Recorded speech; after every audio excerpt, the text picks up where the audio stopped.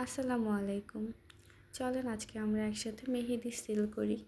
মেহেদি অনেকভাবেই সিল করা যায়, তবে আমার জন্য যখন যেটা সুবিধার মনে হয় আমি তখন সেটাই করি। আপনারা আপনাদের পছন্দের যে কোনো উপায়েই মেহেদি সিল করতে পারবেন।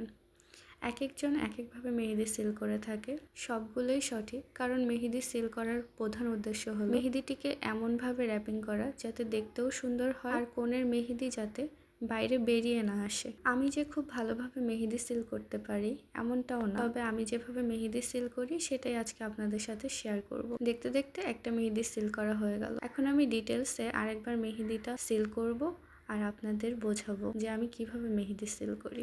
প্রথমে মেহেদির কোণটি নিয়ে এই যে আড়াআড়ি পাশের যে পেপারটা থাকে, যাতে মেহেদি লিক না করে তাই সেখানে একটি টেপ ইউজ করে নিলাম। তার উপর পাশে আরেকটি টেপ লাগিয়ে নিলাম। তার উপর দিকে আমি আরও একটি টেপ লাগিয়ে নিব। এখন পিছনের ত্রিভুজ আকৃতির অংশটিকে আঙুলের সাথে চাপ দিয়ে কোণের সামনের দিকে টেপের সাথে আটকিয়ে নেব। তারপর টেপের যে বাড়তি অংশটুকু সেটি কোণের পিছনের দিকে বসিয়ে দেব। পিছনের অংশটুকু যাতে সিকিউর থাকে এজন্য আরেকটি টেপ কোণের সাথে ভালোভাবে আটকিয়ে দিব, যাতে কোনো দিক থেকেই লিক করতে না পারে। তারপরে কোণের পিছনে প্রেসার দিয়ে আমরা চেক করে নিব পেস্ট ঠিকমতো বের হচ্ছে কিনা। কোণের মুখে আমরা টেপ লাগিয়ে নিব। অনেকেই এখানে আলপিন ইউজ করে। তারপর আমরা উপর থেকে ধীরে ধীরে এভাবে ভাঁজ করে নিলাম।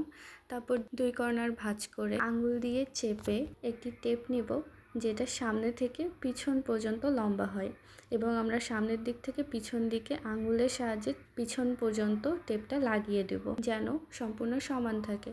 তারপর আরেকটি টেপ নিয়ে যেখানে ভাঁজ পড়েছে সেই অংশ থেকে রাউন্ড রাউন্ড ঘুরিয়ে পেঁচিয়ে নেব। তারপর আরেকটি টেপ নিয়ে কর্নারগুলোতে চেপে চেপে কর্নারগুলো মেহেদির সাথে সমান করে দেব। ঠিক এভাবে। আসলে বলে সম্পূর্ণ বোঝানো সম্ভব না, আপনাদেরকে ভিডিও দেখে বুঝে নিতে হবে।